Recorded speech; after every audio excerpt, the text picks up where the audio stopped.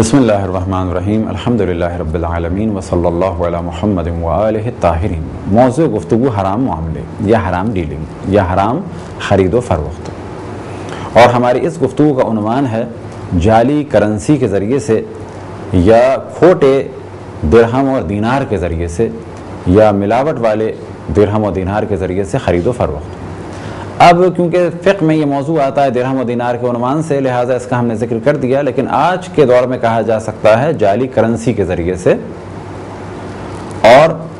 اگر کرنسی کے موضوع کو بھی ہٹا دیا جائے تو کہا جائے گا جعلی کریڈٹ کارڈ کے ذریعے سے یا کسی بھی ایسی چیز کے ذریعے سے کہ جو ہم دکھا رہے ہیں وہ نہیں ہے۔ مثال کے طور پہ ہمارے پاس ایک ایسا کارڈ ہے کہ جو ہم دکھا رہے ہیں،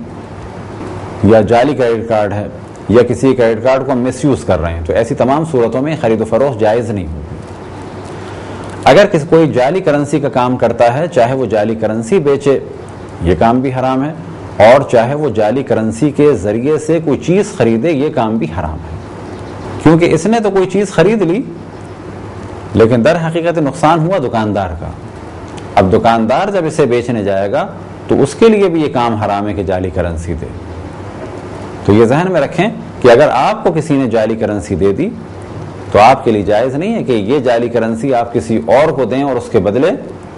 اس سے کچھ لے لیں، کیونکہ آپ کو کسی نے دھوکہ دیا، آپ کسی اور کو دھوکہ دیں گے، یہ کام بھی حرام ہے۔ اب اگر کسی نے جعلی کرنسی دے دی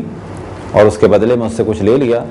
اور اس نے یہ پہچان لیا کہ یہ کرنسی جعلی ہے، تو اب اس کے لیے جائز نہیں ہے کہ یہ کسی اور مسلمان کو دھوکہ دے اور اس سے کوئی مال لے۔ تو جعلی کرنسی کے ذریعے سے بھی اسلام میں خرید و فروخت جائز نہیں ہے، اور یہ معاملہ یعنی یہ ڈیلنگ باطل اور حرام ڈیلنگ ہوگی۔ خداوند تبارک و تعالیٰ سے دعا ہے کہ بحق محمد وآل محمد ہمیں اپنے رسول، اپنی حجتوں، خصوصاً امام زمان علیہ السلام کی معرفت اور اطاعت کی توفیق عطا فرمائے۔ وصلی اللہ علی محمد وآلہ الطاہرین۔